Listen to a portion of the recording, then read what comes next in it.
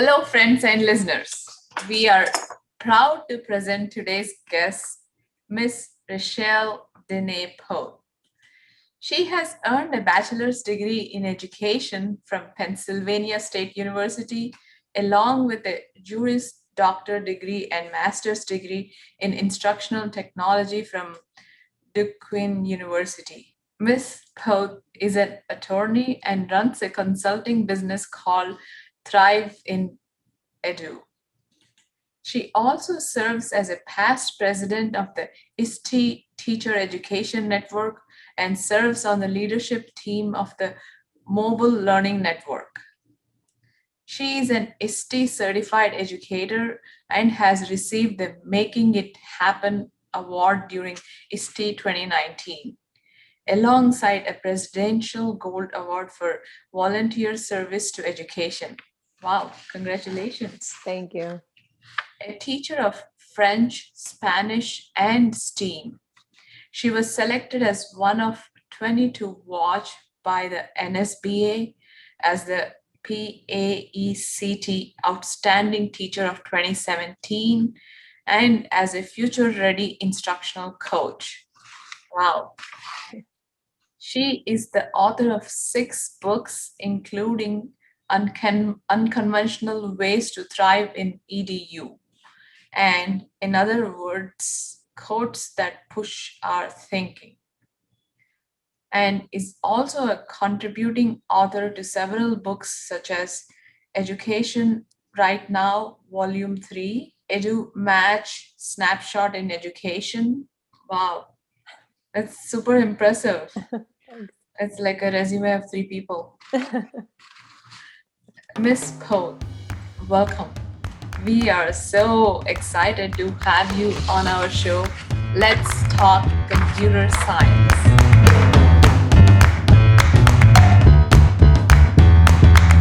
Yeah, sounds good. Thanks for having me. Look forward to talking about computer science for sure. So, tell us more about your work. How did you get to where you are today? Yeah, that's, I don't really know.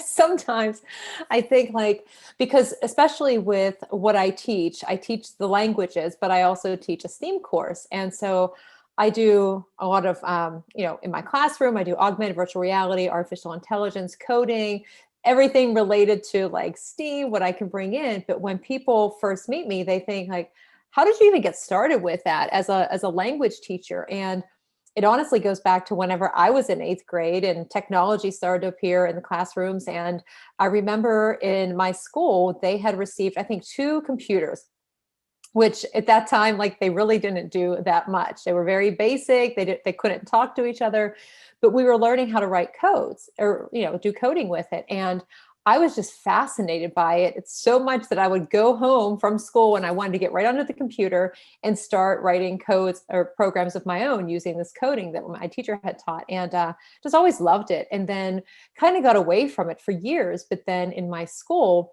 where I've been teaching for a while, about 7 years ago, we had received a grant to change our library into a makerspace. And so when they were looking at bringing in some new courses focused on STEAM, with me teaching French and Spanish and being the arts, they decided to have me teach my students, actually 7th and 8th graders at the time, how to build and code with hummingbird robots, which I knew absolutely nothing about at all. And so went into it with, very little experience.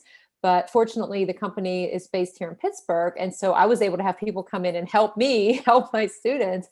But ever since then, I've been trying to add on more and more topics into my STEAM course, but also seeing what opportunities I can bring in for the students in my Spanish classes too, to do things with like coding, or what other opportunities are out there to help prepare them for whatever it is they do when they leave my school, and my classroom and our school, I should say. That's really interesting. Yeah, it's a amazing story, and also like how, I mean, you have a really strong presence in the social media, and you influence many other educators. How did all that happen? Was that also like you were just doing what you're passionate about and just happened? Yeah, I mean, initially, that's exactly what happened, because for so many years of when I first started teaching, I first of all, I was teaching the way I had been taught. And so I was using similar methods and materials and things from when I was a student. And I was also kind of keeping to myself, and I didn't understand social media. I didn't really reach out to, have like what now we talk about, having your PLN and having this supportive community.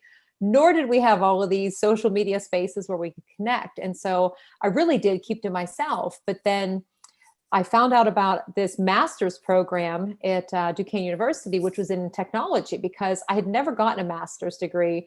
I had my undergraduate in secondary education in French, and I couldn't get a job teaching when I graduated. So I went back and I got my Spanish certification. And then I started to teach. And then I decided after about 5 years that I wanted to go to law school while teaching. But I never really found a program for my master's that I was interested in. But then when I started to use a lot of technology in my classroom, I Google searched like master's degree technology, and I found the one at Duquesne, which enabled me to, still teach and take the courses. But once I started that, I think that was like back in 2014, we had to join different organizations, and one of the options was ISTE. And so I became a member of ISTE. And once I started with joining in that community and getting connected, and then I think it was about a year later, I went to my first ISTE conference here in Philadelphia. And I just started to see like the power of being connected with people, and like people that I had met on Twitter and Twitter chats, being able to meet them in person and learn from them at presentations. And it gave me kind of confidence to start doing some similar things like in my classroom with my students. And so from there, I just started to kind of add to it. But I was totally wrong about social media. Like I didn't get it. And now that I think back, I'm like, oh my gosh, like I can't believe that I went without these connections for so long. But now all of the opportunities I can bring into my students, or that I can share with other teachers too, through these different channels, it definitely makes a difference. That's very interesting. So we can, would like to focus a little bit on STEM and computer science education, since you are in that and you're an influencer in that space.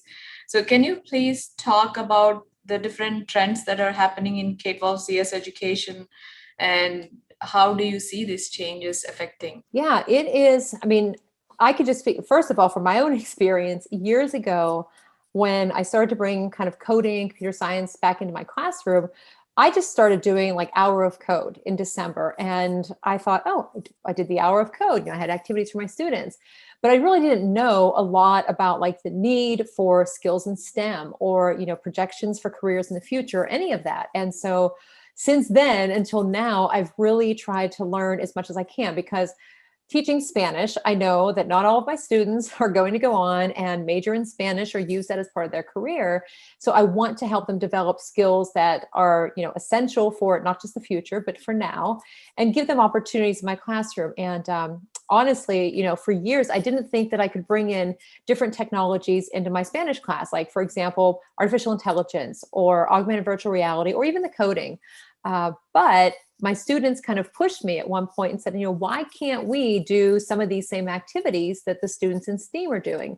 So that started me thinking like, okay, I need to find some opportunities. But especially in this past year, I do a lot of blogging, and I've noticed just between the research I've done, the Twitter chats that I've been involved in, the different communities on within ISTE, for example, that people are talking about, this need for students to build their skills in these STEM related areas. And I always throw these numbers out to my students in my 8th grade class. And I say, did you know that there's a prediction that they are going to need like 58 million jobs filled by the year 2025 or something? And the number of those that are focused on like STEM. And I tell them like, this is why we need to help you to build these skills. Like, even if you don't think that you're necessarily interested in it, there's a lot of benefits to it, because it's not just what I've seen and experience with them is it's not just about them learning like the skills or learning how to code, for example. It's about all those other skills that they build in the process, like collaborating if they're working with their classmates, the problem solving, the creativity if they're designing something, the critical thinking, definitely the struggle and the failures and all of that goes into all of that process when they have those experiences. But I like to share the statistics with them and then have conversations. But everything that I've been hearing has been, how can we do more in our classrooms. And then, like I said, for me, for years, I didn't think that I could bring these types of opportunities into my Spanish courses because I thought I just need to teach Spanish. But there are definitely ways that we can do that, especially when there's such a need for, these skills now and in the future. It's something that we all need to kind of find a way to bring it in. Yep. Yeah, that's interesting. So, what are the different paths for a teacher to teach computer science in Pennsylvania? Yeah, it's for in most schools. I mean, my school is a small school, and that's one thing that I notice is like there have been defined like computer or technology teachers or like business and computer teachers, and they have certifications, or part of their teaching certificate is they have this like a specialist or some type of certification that they've received because they've taken the coursework, or maybe they've taken a test, and for like an extended course. But for other teachers, just reaching out to some of the different resources that are out there, the websites, and we can always bring something in. But I think for a lot of schools, they have a defined person or one or two people, or maybe more. But in a lot of schools, it's limited to very few instructors that are actually focused on like coding and computer science courses throughout the day. And then for students, sometimes like their schedules, you can actually fit that in. And I know just for some of the teachers that I know that do teach computer science, they're teaching like computer science, and they're teaching like financial literacy and entrepreneur. And there's all of these different courses. So it's not like their whole day is just teaching focused on like one area, for example. Yeah, that's interesting. Yeah, and I think in the state of Pennsylvania, I think it's certification. I'm not 100% sure. I thought I researched this. That you can pass like Spanish certification. Think. Right. I think it's almost the same. And Yeah. I'm glad like some schools like yours, it's more flexible.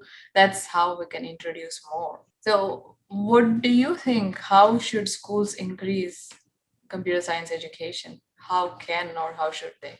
Yeah, it's something I know that, I mean, even looking like locally, like in my school district, I think in our area, there are maybe 12 to 14 different school districts that kind of come together on this collaborative, and it's called ABC Create. And so teachers from the different school districts throughout the year have like a STEAM showcase, or the teachers present and share ideas, or they work together on some kind of, like my school and your school, we're working together on a program, or we're piloting something, for example.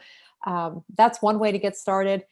Even just looking at some of the sites. I mean, for me, when I started, I went to code.org just because it had all of the resources. And for me at the time, I was teaching, I think, 6 different courses, and I didn't know enough about it. So there's that whole comfort level too, thinking like, oh, I have to be an expert, but we really don't have to. We just have to find one resource to get started with to kind of give that experience to students.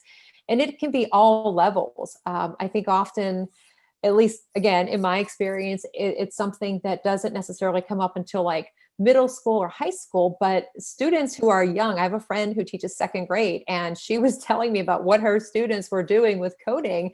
And I was amazed because I thought, yeah, like just to give them that chance and see what they come up with, and to have fun with it too. It's just about finding a couple of resources, websites, materials that you can have, whether in the classroom or things that are available online for students to access, and just giving students an opportunity to explore.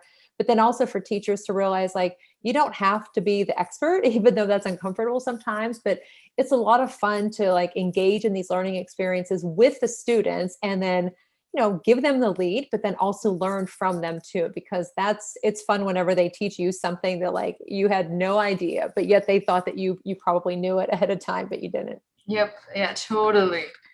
Um, so can you talk about more about the resources that are out there to teach computer science? Yeah. So, the one, like I said, that I started with was code.org, because that was my first like hour of code, and there were materials already available. You could join in and participate. And then just looking at like an educator perspective, having something like, I just did this a couple of months ago. I went to the Microsoft Educator Center, where they have these different courses that you can take that are focused on different topics. And I think, having something that's ready and available, where you don't have to sort through all of the different materials. And so when I went to the the Microsoft, for example, I could kind of go through and pick some of these like 1 hour, have some resources, work through it at my own pace and see what it was like. And then of course, whenever you can find a platform, a program that has everything available for students, lesson plans, the standards that are in there, that definitely helps. So, I would not want to miss mentioning Rex Academy that has all of these topics. And I've been sharing it with teachers. And I know for like, especially this past year, finding time to write lesson plans or to think of where to begin or the structure and the flow of a lesson or what materials, and feeling like you have to know all the answers when you have something that's like ready to go, that is amazing because there's so much that we have to be responsible for and it takes our time. And there's that fear of like, how much of a learning curve is there? Or what if I do this in the wrong way? When you have something that's already available for you to get started with, that has definitely made a difference. And definitely for me too, in this past years, I found more resources. Those are a few that I would recommend to get started with. And, elementary through high school, you can find something on all of those to kind of kick it off in your school. So, what do you think is an ideal solution for resources for computer science that are needed to help improve or increase CS education and to help teachers to increase the CS education? Yeah, that's the biggest question. I think that like the one thing to kind of put out there is, the hour of code is a good start, but it needs to go beyond that. And for some teachers, like realizing like myself, that you don't have to be a computer science teacher. You don't have to teach technology course to bring coding and computer science into your classroom. It's about like the process that's involved with it and the concepts that you cover in those types of courses. So finding something and finding a way to relate it and bring it into your classroom. So for me in teaching Spanish, I could have my students write a program for something related to the language that we're using. And the same thing with elementary, there's tons of resources out there. I would also recommend with ISTE, because ISTE has the STEM network and there are always discussions about resources, webinars, things coming up. People are sharing information or asking questions. Twitter chats, following the hashtag like CS for all, computer science.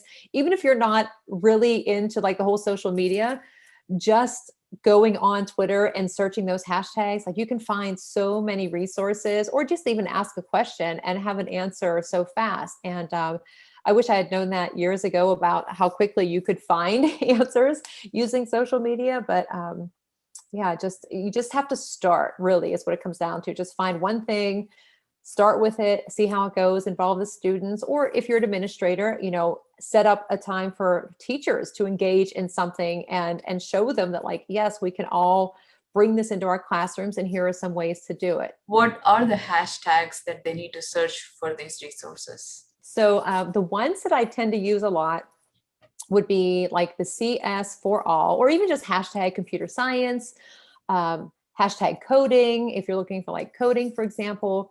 ISTE STEM, so it would be ISTE and then the STEM. They actually do like monthly webinars and Twitter chats. If you're a member of ISTE, you can join in those webinars, but even just following that hashtag, and they even have their own Twitter account too. So it's ISTE STEM.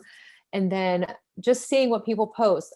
It has definitely increased over the last couple of months. I've seen more posts. I know I've been posting and sharing resources more just because of what I've been finding out about like the need and the gap and the number of people who are available for these jobs, and just trying to encourage my students who, say, well, I'm not interested in this. I'm not going to be good at it. Or even me saying like, I don't know if I can do this, but I've been trying to like dive right in. And of course, admit to them like, yeah, I'm not really sure why that's not working. And then asking students to help problem solve, because that's preparation for the real world. Like solving the problems, collaborating, asking for help whenever you need it. And so I would just recommend those. And of course, if I think of any others, then I would happily share them later too.